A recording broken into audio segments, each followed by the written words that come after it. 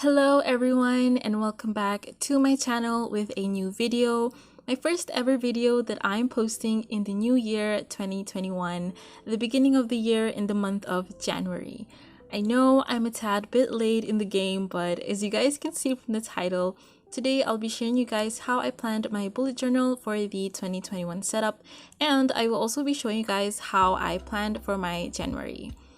So for this year, I decided to go big, as in changing my bullet journal into a bigger size. The journal that I'm using now is the Paperideas journal that I got from Shopee in an A5 size. So far for these 2 weeks of using it, I'm loving the journal. The quality is really good and it's very affordable. So I'm glad that my sister persuaded me to try this journal in the end. So to start off my 2021 journal, for the first page, I included a quote or writing that I got from my favorite astrology page on Instagram called Sisters Village. I have a thing for astrology and I love this account, and the quote that I'm writing is for my sign, a yearly forecast like how I want this year to plan out. I still have my washi tapes that I bought a few months back, if I can remember, and I only used them like once in my previous bullet journal, but I can't remember which month I first used my washi tapes. So for this setup, I wanted to start using them again. Definitely the right time to start using my washi tapes. I know the writing is not centered, but it doesn't really bother me that much. I love when my bullet journal is not perfect looking, and I think that's what makes doing bullet journal fun. It doesn't have to be too perfect. The next two pages are my grid spacing page and the cover page for 2021. This grid spacing is inspired by Amanda Racheli, as she included this in her bullet journals, and ever since I included this in my journal, it has been really helpful, especially it being on the left page. So when I'm making new spreads, I can easily flip through really quick. For my grid spacing, I only marked half of the page because since I'm using a new size journal, I haven't gotten used to the spaces for any box that I would plan to do in the future. Like, I didn't mark quarters of the pages or boxes because I'm still exploring what kind of spreads or boxes that I'm going to use. I hope this makes sense. Please comment down below if you guys understand what I'm trying to explain, because it would really help. For the cover 2021 page, it's also inspired by Amanda Racheli, only I changed her words, "Dear 2020, please be nice," to what I want, which is, "Hello 2021, please be great." I didn't really know what I wanted to do for this page, it's just that I wanted to do something similar, so this is what I can come up with. I also included a flower pot doodle at the bottom just to have some doodle design for this page, and I think it's really cute. Then I filled the doodle in with my Crayola Super Tips markers. To even add some colors as well, I went in with my washi tapes to decorate the page even further.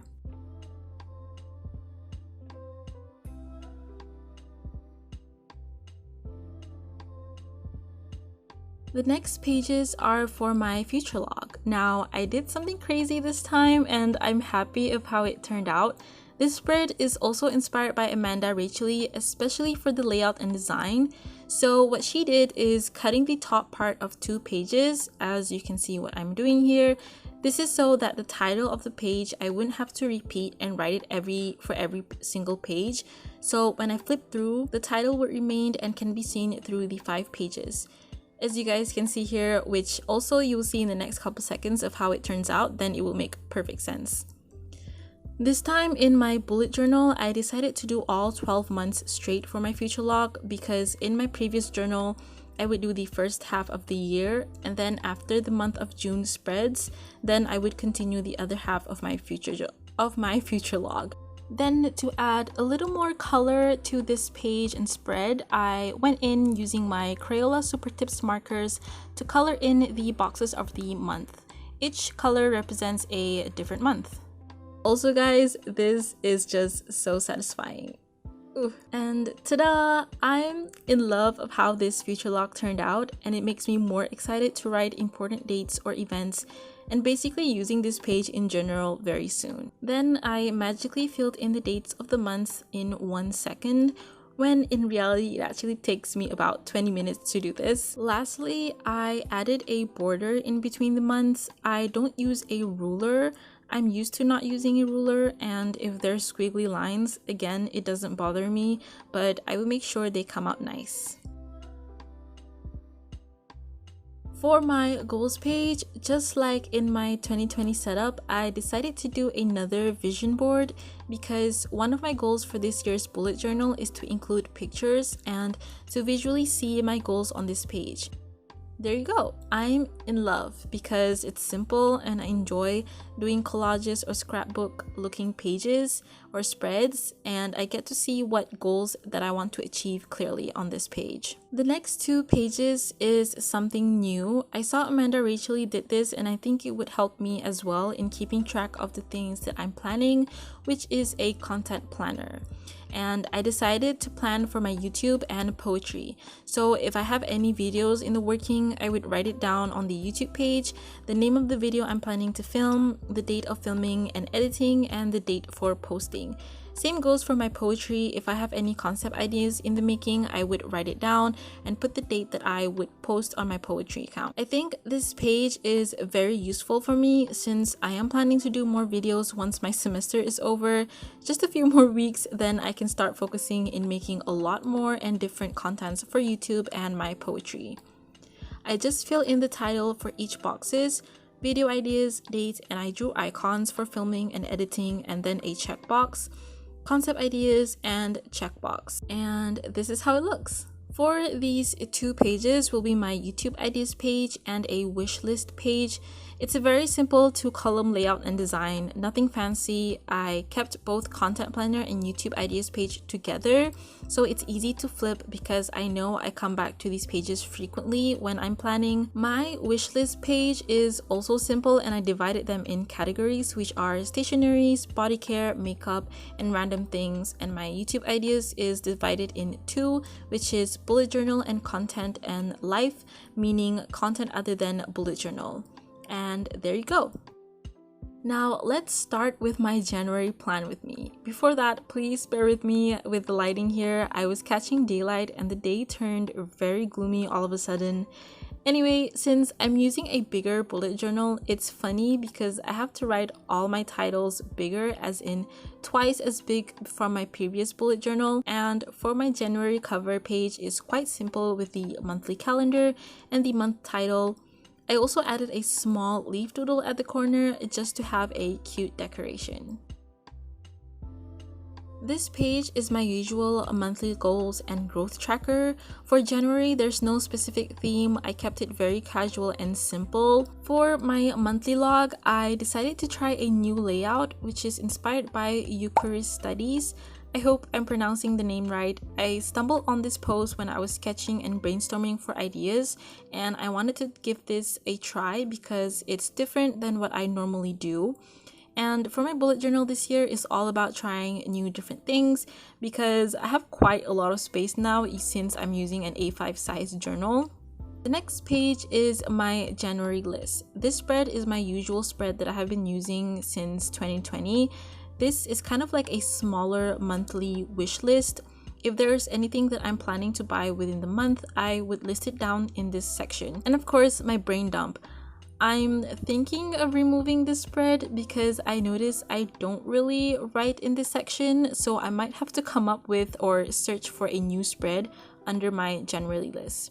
But for now, I'm keeping it included for this month. Now, these pages I'm really excited for because for my monthly habit trackers, I decided to try a new layout as well. This layout is inspired by another bullet journal account called Paperideas. I also stumbled on this post on Instagram, and I kid you not guys, my Instagram Explorer is filled with bullet journal contents. And I'm not complaining because I love watching other bullet journal ideas and contents. It motivates me to do mine and inspire me to try new things as well. So this time I put my sleep tracker on the left and my habit tracker horizontally as a 2-page spread. I'm liking this size so far because I get to put all my trackers in one page.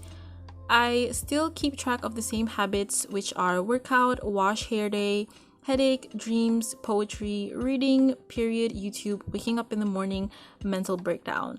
In the end, I also added writing, so it's a good thing that I still have space just in case I want to add new habits to track. I left the empty space at first, but after I did my planning, I decided to put a mood tracker just to fill the empty space. For these pages, I'm bringing back my monthly memories. I like taking pictures just to make moments last longer, so I would print and paste them just for my memories log.